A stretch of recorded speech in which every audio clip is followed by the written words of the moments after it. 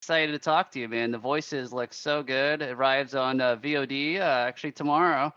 And before we get into the movie, here, Bionic Buzz, we're all about people's passion. Mhm. Where did your passion to be like a filmmaker kind of come from? Because you also wrote, produced, and directed this movie.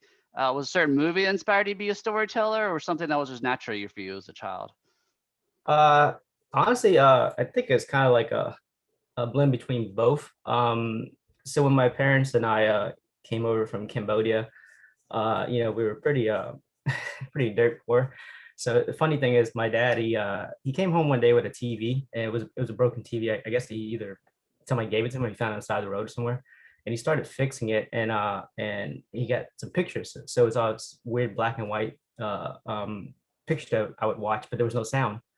So growing up, I was watching this TV with no sound, and all these actors were doing, saying these things I was just making up in my head, like what they were actually saying. So I think at an early age, I was already kind of like, playing with the idea of telling stories, and Uh huh. it was just like, something that just kind of progressed as I got older. That's So awesome. That's really inspiring. until like I got older and I actually rewatched some of the stuff that I watched when I was a kid, but just making up what they were saying, it was like, dude, it was like nothing what I was thinking in my head. It's like the story was completely different. Everything was just kind of like, what? Yeah. Okay, well, I think in your head, I could see how that goes into the voices because it kind of follows this girl named Lilly who's blind, and then hears voices in her head, and then she's flash forward to later, she's happily married now, kind of dealing with everything, Yeah. and now she's pregnant, and apparently her baby's now this vessel to basically more voices of this dead. I mean, you can maybe elaborate even more of the story if you want. Like, how did you come up with this amazing concept? It's actually funny enough. It's my mom's personal experience in a weird way. So Uh-huh. I think it was like I can't remember, like it was a few years back, but I mean actually even further back because it was longer when we developed the idea. But I was Mhm. having lunch with her, and then we were just kind of like talking, and then and then somehow we got into the subject of like uh this reoccurring dream. I think we were talking about dreams at the time, and she said that she kept on having these reoccurring dreams of this little girl knocking on our door, Oh. and that little girl would keep asking her like, "Hey, can I stay with you guys?" And my mom would just refuse, like, "No, no, no." And then it would happen like for weeks, and she said she finally agreed to the little girl staying with us. And then and she told the story. Well, she told the dream to my grandma, and my grandma, without like hesitation, said, "Oh, you're pregnant and you're gonna have a little baby girl." And then 9 months later, my sister was born. So it was like, and I always thought that story was interesting, and I wanted to do something with it. But then when I actually started to like develop it, I did some research, and after talking to my mom and my grandma and stuff, it's actually a very deep rooted Southeast Asian culture that pregnant women have developed these, and they're more in tune spiritually, Uh-huh. and then it's just like spirit that are kind of just wondering, kind of want to have the second chance, kind of hang around them. Mhm. So I thought that was it's an interesting concept. So I was like, I wanted to really do something with it. But yeah, it kind of just came from my mom's story of telling me this. She had this weird dream about this little girl, and 9 months later, my sister was born. I was like, well, that's that's Wow, that's really interesting. It makes me like the movie even more. You got a great cast involved of it. How'd you find all your cast? we were working with our casting director Judy at the time, Mhm. and we actually going into the project has so many like any project, they have a lot of roller coasters, and we have actors backing out and actors coming back on. It was just like Yeah. a bunch of different things.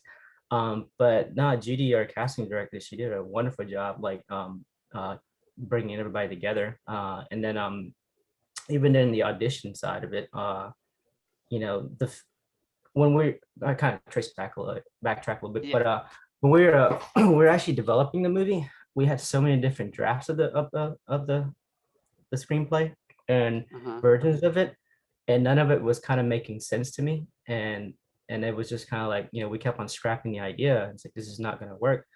And something that a lot of people don't realize about about the film, it's that it's heavily focused on audio description. Because when I started to do like a lot of research on visually impaired, Yeah. that how they actually watch movies and enjoy movies is through audio description. And I started watching a lot of films that had audio description. I was like, man, this is crazy.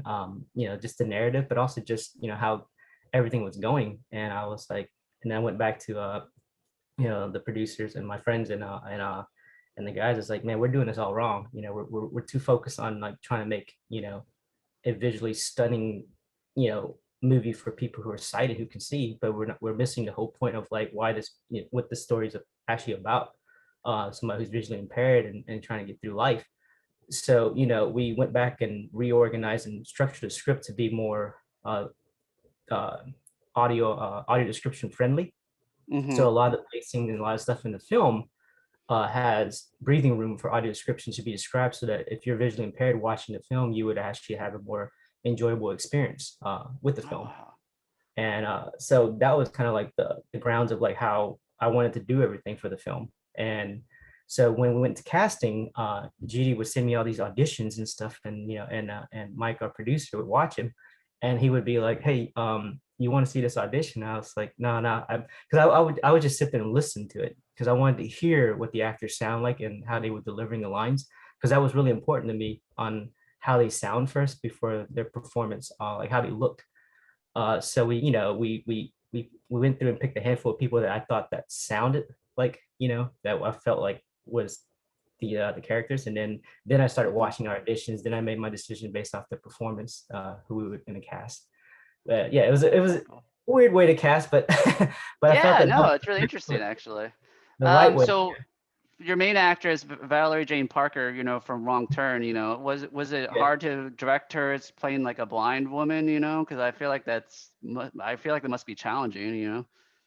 Man, she came on set and was fully like prepped. She was ready to go. She actually Hmm. had a couple friends that she was talking to and got some insight because they were visually impaired. And she was just practicing, and she got on set. There was like the small things that she would do. It was already like it was there. She was already in character. Wow. I mean, she came and did her homework, so she knew Hmm. like going into this like how the interaction and like how just the small things that people don't notice about like people who are visually impaired, like the way they walk Okay. with cane and stuff. So it's she got it down almost to a T. So we were but also like we focus heavily on like how she sounded too. It's like it's one of those Ah. things. So when she auditioned, I heard her in the background. I never saw her, and I was like, hey, mark her like on our top 10. And then we went back, and he's like, man, I started looking at the people I picked. I was like, oh man, it's like some of their voices don't match really like who you would think they do. It's like like talking to somebody at a radio station. You're like, man. Then when you see them like in person, you're like, man, you don't. Oh yeah, it happens to me all the time. I'm like, oh, is that how I envisioned you to look like? Yeah.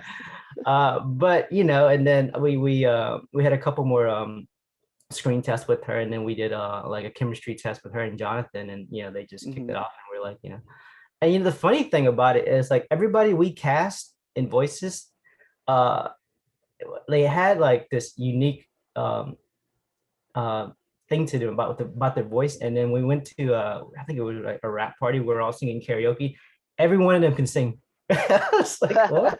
I was like, man, I'm not gonna like embarrass myself. Like they literally every one of them can sing. I was like, wow, okay. I said, so that probably makes a lot of sense, why you guys sound like that. Oh, very But cool. yeah, but yeah, Wow. definitely, yeah, Valerie's, she came sometimes. I think she came very over prepared. And I was like, man, you done your homework. But yeah, That's awesome. yeah, she was a blast to work with. So. Cool. Before I let you go, I know you president and CEO of your own film company. Got anything else in the works you're allowed to talk about? Yeah, we're actually, doing a sci-fi film, Mm. using LED technology, similar to similar what they're doing on the Mandalorian, and using virtual reality tracking systems to create the, because Oh, is that like that dome thing where yeah, they yeah, shoot yeah. in? It's Okay. just virtual production. So we were working on that last year when during the pandemic, just kind of coming up with ways to shoot films, and then That's we were able awesome. to draft some new stuff. And because I co-founded a virtual reality company that we were doing simulations for medical companies at the time. Well, Oh, 3 years ago. nice. So it was kind of like an easy transition between filmmaking to virtual reality. So it's Uh-huh. and Did using you do those stuff for together. the military too, I believe, I remember reading? Yeah, back in 2005, 2000. Oh, So wow. yeah, That's awesome. I've been I've been in the tech world for a very long time. So yeah. Wow. What don't you do? Besides, I guess singing is the only thing you can't do. Was that? I said, what don't you do? I guess singing is the only thing you can't do. Yeah. But yeah, we're doing I'm excited for this project. It's going to be a very, it's going to be very technically challenged, but definitely going to be Uh-huh. a lot of fun. So. All right. Well, in the meantime, everyone check out The Voices. Comes out on VOD tomorrow, April 2nd. Is there a website, social media wise, we can stay up to date for this project and anything else you got going on? And you Yeah, personally? we've got our website's up, nuonfilms.com, and then you guys can check it out at thevoicesfilm.com as well. Like, I mean, Mhm. yeah, and then our social media, Facebook and Instagram. So we have It's on all there. of that. Yeah. All right. Well, thank you so much for taking your time to talk to me. Congrats on The Voices. And I can't wait to Thanks, see your man. future stuff down the road, man. Yeah. Thanks, man. Thanks for having me.